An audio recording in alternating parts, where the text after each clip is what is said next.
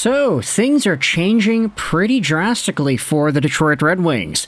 They've gone on a win streak here. They've been starting to string together some positive results, but now we're taking a look at what Todd McLellan has done in practice, and things are changing pretty heavily. So, let's go out there and look at some of the new lines as tweeted out by Ansar Khan.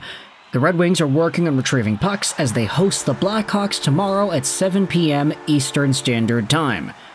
Here are your lines: Kasper, Larkin, Raymond, DeBrincat, Koppen, Kane, Berggren, Comfort, Tarasenko, and Rasmussen, Veleno, with Mott and Fisher subbing in as the last winger there. Sherratt, Seider, Edvinsson, Johansson, Gustafsson, Hall, Lagesson, and then you've got Talbot and Ville Husso. Now, this is really interesting because you'll note that for the first line of the team, you have none other than Marco Kasper taking rushes with Larkin and Raymond. Meanwhile, Veleno is down there on the fourth line. So with Veleno moving from line number 1 to line number 4, swapping places with Kasper, it's giving the Red Wings a really interesting opportunity to really explore what they have with their younger guys. And I guess maybe Joe Veleno, he's 24, 25 years old. He's not really a quote-unquote younger guy anymore.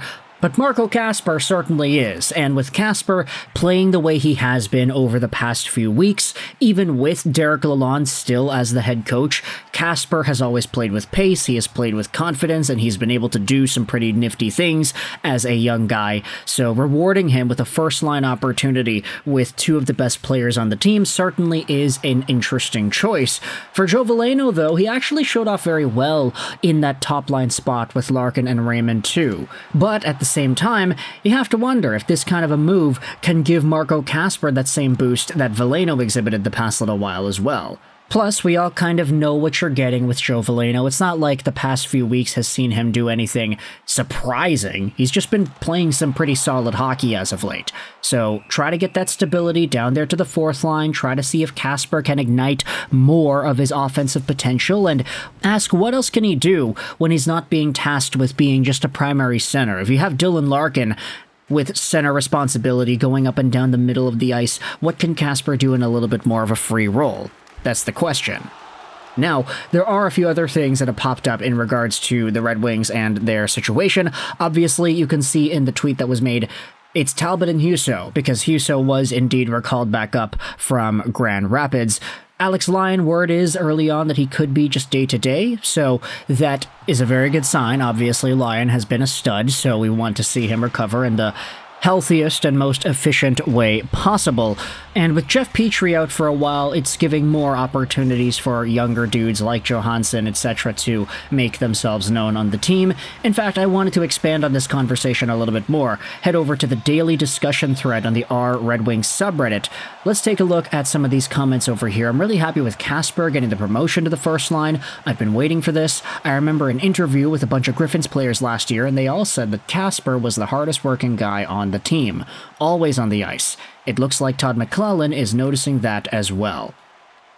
Another reply by Kukabuka says, yeah, it was interesting hearing Todd McLellan in his intro press conference mention how he's going to get the younger guys higher in the lineup. But then after, he had Kasper centering the fourth line and Albert Johansson sitting for the first few games. Just an observation, not a criticism, as Bergers and JV were elevated, though I do want to see Berg on that second power play. Now we are seeing Marco Kasper get that chance, and Aljo is playing with Ed. Really interesting to see how they handle that. And furthermore, if you want to talk about some of the Red Wings and the guys that they've been playing a little bit more as of late, Ben Sherratt was a name that stood out in a very interesting way during the Red Wings' most previous win against the Ottawa Senators in overtime. This was posted, it's the game score stat sheet, post-game, and you can see that Ben Sherratt was literally the number one guy on the Detroit Red Wings. Albert Johansson had the worst game out of everybody, which is not great, but still, when you consider the impact that some of these other guys are having, Veleno was up there, Edvinsson up there, Seider, Sherratt, Larkin, it's an interesting group of guys that are at the top of the list here. Albert Johansson, I'm not really too worried about him at all. I mean, he's a young dude. He's only 24 years old, and he's only really breaking into the National Hockey League now after being such an underrated prospect for so long. So this is okay. You know, give him his growing pains. Give him a chance to still maintain NHL play. I mean, he had 16 and 17-minute games recently, so he's slowly getting back up in there, and he's looking a little bit more comfortable as the games go on. So he's young. Give him time. He'll be okay. And playing with a guy like Simon Edvinsson, getting that Swedish connection on that pairing, certainly is an interesting choice.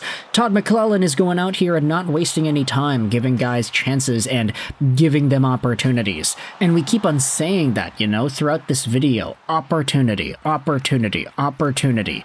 That's, I think, the main takeaway that I'm feeling from Todd McLellan so far throughout his tenure as the Red Wings head coach. A lot of guys are rotating around. And I think it definitely plays into the conversation McLellan had about duos, how he wants to see this team as a compilation of duos with complementary pieces. You've got Raymond and Larkin, you've got Kane and DeBrincat, guys that work well together, playing with another guy who complements that pairing. Vancouver had a really similar thing going on last year. Rick Tocchet said it was all about duos. For a time, it was Pettersson and Kuzmenko. It was Miller and Besser. It was Garland and Joshua. This idea of duos is not new, but it's something that I think the Red Wings can stand to gain from, especially when you consider what's happening now, where it's like, okay, Veleno, Larkin, Raymond was pretty good, but now if you swap out Veleno for Kasper, one of the hardest working guys on the team and one of the players with a higher long-term ceiling, what kind of combination do you get then? You're keeping Larkin and Raymond together, so it's not like their chemistry is going away, but you're just adding a different look on that left wing. So ultimately, this sets up the Red Wings well against Chicago tomorrow. As we had spoken about in the video earlier today, Chicago smoked Colorado yesterday, and I say smoked as if it wasn't like a 3-1 win, but Colorado did not do anything against Chicago yesterday. Mikko Rantanen and Nathan MacKinnon both went for a skate pretty much. No real scoring opportunities. Mikko Rantanen didn't get a single shot in the game yesterday in 27 minutes of time on ice. He had played almost half the freaking game. So Chicago did a pretty good job in shutting down those dudes. We'll see what they do against the Red Wings tomorrow, and if Larkin, Seider, Raymond, Edvinsson, everybody else is able to combat against that.